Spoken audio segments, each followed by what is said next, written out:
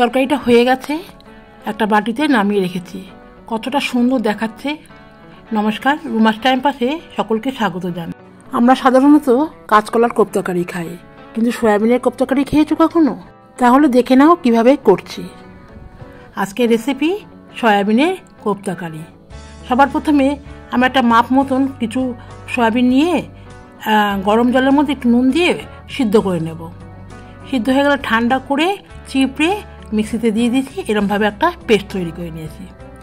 এবার একটা বড় পাত্র নিয়েছি, সেই পেস্টটাকে, সয়াবিনের পেস্টটাকে ঢেলে নিলাম। আর ওর মধ্যে কী কী দিচ্ছি দেখে নাও। পেঁয়াজ কুচি, কিছুটা ধনেপাতা কুচি, আর এখানে দুটো লঙ্কা কুচিয়ে নিয়েছি, সেটা দিয়ে দিলাম। খুব সামান্য একটু হলুদ আর খুব সামান্য একটু লাল লঙ্কার গুঁড়ো, স্বাদ মতন নুনটা দিয়ে দিলাম। আর এটাকে মাখানোর জন্য 3 চামচ বেসন নিয়েছি, সেটা দিয়ে দিলাম। আর হাফ চামচের মতন চিনি, সেটাও দিয়ে দিলাম। এবার জল ছাড়া প্রথমে শুকনো অবস্থায় ভালো করে মাখাতে হবে। প্রয়োজন হলে তবে আমি জল দেব, এবং ভালো করে চটকিয়ে একটা দলা মতন তৈরি করতে হবে। একটু দেখে নিলাম দলা মতন হচ্ছে কিনা, তাতে বোঝা গেল যে আর কোনো জল লাগবে না। আবারও ভালো করে একটু মিশিয়ে নিলাম, আর তার মধ্যে একটু গরম মশলা গুঁড়ো দিয়ে দিলাম, তাতে করে খেতে স্বাদ লাগবে। দিয়ে আবার একটু ভালো করে মাখিয়ে নেব। মাখানো হয়ে গেলে ওই মণ্ড থেকে গোল গোল করে কোপ্তা বানিয়ে নেব। চলো দেখো কীভাবে বানাচ্ছি। পরিমাণ মতন নিচ্ছি, নিয়ে গোল করে হাতের সাহায্যে গোল করে একটা থালার মধ্যে নামিয়ে রাখলাম। আমি এখানে গোল করেছি, তবে কোপ্তা গোলই ভালো লাগে, তোমরা চাইলে অন্য আকারও দিতে পারো। এভাবে আমি সবগুলো কোপ্তা গড়ে নেব।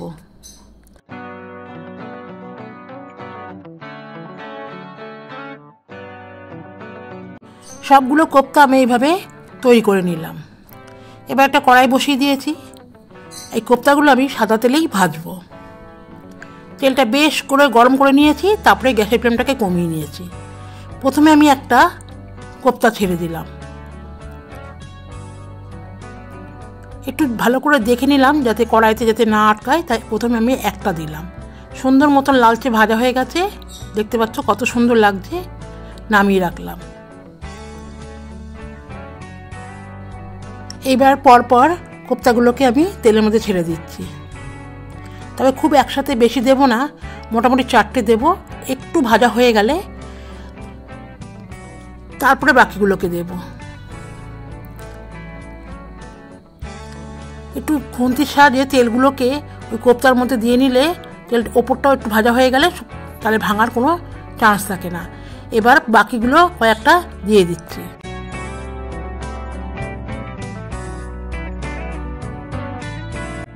আবার একটু খুন্তি দিয়ে তেলগুলো ওপরে দেওয়ার চেষ্টা করছি, যাতে ওপরটাও একটু ভাজা হয়ে গেলে নাড়াতে সুবিধা হবে। এবার এপিট ওপিট করে সুন্দর করে লালচে করে ভেজে নেব।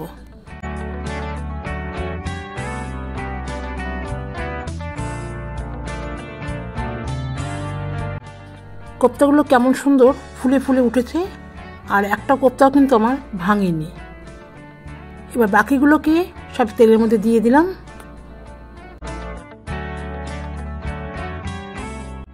এবার সবগুলো একসাথে করে ভেজে নিচ্ছি। সবগুলো ভাজা হয়ে গেছে, বেশ লালচে রং হয়েছে। এবার সবগুলো নামিয়ে নিলাম একটা বাটিতে। এবার এই কোপ্তার জন্য একটা গ্রেভি তৈরি করতে হবে। চলো দেখে নাও। কড়াই থেকে কিছুটা তেল উঠিয়ে রাখলাম, ভাজার তেলটা। তারপরে ওই তেলের মধ্যে 2টো শুকনো লঙ্কা আর সাদা জিরে আর একটা তেজপাতা ফোড়নে দিয়ে দিলাম।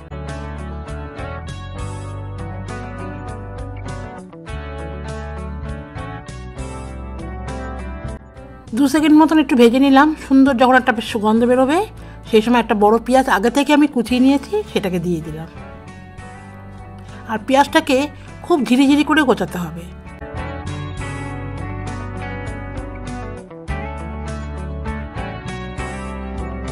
পেঁয়াজটাকে বেশ সুন্দর করে লাল লাল করে ভেজে নেব।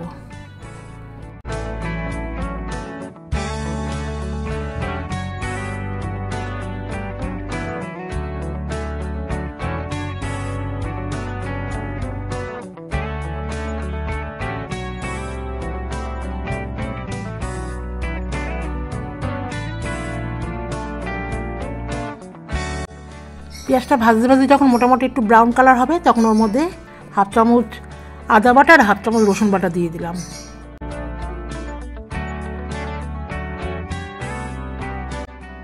আদা রসুনের কাঁচা গন্ধটা চলে যাওয়া পর্যন্ত ভালো করে একটু নাড়িয়ে নিলাম। এবার এর মধ্যে মোটামুটি 1.5 চামচের মতন আমি টমেটো সস দিলাম। তোমার চাইলে টমেটো পেস্ট করেও দিতে পারো, আমার ছিল না তাই আমি টমেটো কেচাপটাই দিলাম। দিয়ে ভালো করে আবার নাড়িয়ে নিলাম। এবার কিছু শুকনো মশলা দিচ্ছি। 1 চামচ, ছোটো চামচের 1 চামচ লঙ্কার গুঁড়ো, লাল লঙ্কার গুঁড়ো আর ঝাল লঙ্কার গুঁড়ো দুটোই দিয়েছি। আর দিয়েছি জিরে গুঁড়ো, ধনে গুঁড়ো আর হলুদ। আর একটুখানি জল দিয়ে ভালো করে আবার কষিয়ে নেব। এবার স্বাদ মতন এতে নুন দিয়ে দিলাম আর দিয়ে দিলাম কিছুটা গরম মশলা। এবার আবারও 2 মিনিট মতন ভালো করে কষিয়ে নেব।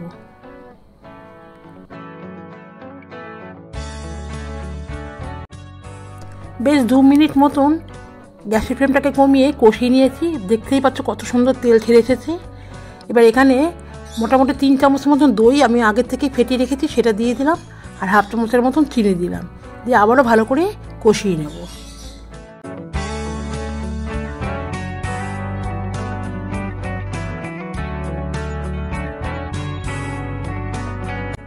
কষানো পুরো হয়ে গেছে। এবার আমি এতে পরিমাণ মতন গরম জল দিয়ে দিলাম। আর জলটা একটু বেশি করে দিতে হবে, কারণ কোপ্তাগুলো ওর মধ্যে ভিজবে, তা নাহলে পরে কোপ্তাগুলো ঝোলটা টেনে নেবে। সব একসাথে ভালো করে নাড়িয়ে ঝোলটা ফুটতে দেব। ঝোলটা ফুটে আসলে ওর মধ্যে কিছুটা ধনে পাতা দিয়ে দিলাম। আর গরম মশলা তো আমি আগেই দিয়েছিলাম। এবার কোপ্তাগুলোকে ছেড়ে দিলাম ঝোলের মধ্যে।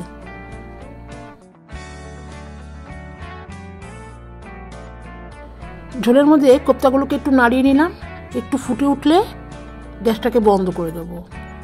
ফুটে উঠেছে, এবার গ্যাসটাকে বন্ধ করে দেবো।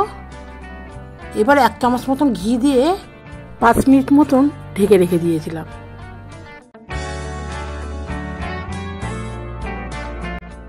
5 মিনিট পর দেখে নাও কেমন হলো রান্নাটা। ভালো লাগলে আমাকে লাইক কমেন্টস করে জানিও। আর নতুন যারা দেখছো তারা প্লিজ চ্যানেলটাকে সাবস্ক্রাইব করে পাশের বেলটাকে প্রেস করে রেখো, তাহলে নতুন নতুন ভিডিও আপলোড করলে নোটিফিকেশন পেয়ে যাবে। ভিডিওটা এখানেই শেষ করলাম। ধন্যবাদ।